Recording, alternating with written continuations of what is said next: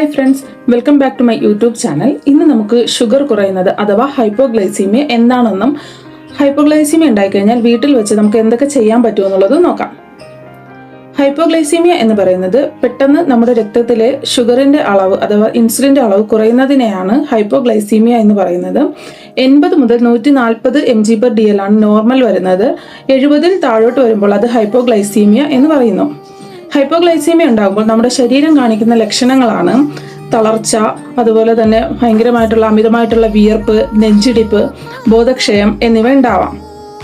നമുക്ക് വീട്ടിൽ തന്നെയാണ് എന്നുണ്ടെങ്കിൽ നമുക്ക് ഷുഗർ സിറപ്പ്, അതല്ലാന്നുണ്ടെങ്കിൽ ഷുഗർ കലക്കിയ പാനീയം, പിന്നെ അതല്ലെങ്കിൽ ചോക്ലേറ്റോ മിഠായിയോ അങ്ങനെ എന്തെങ്കിലും കഴിക്കാം.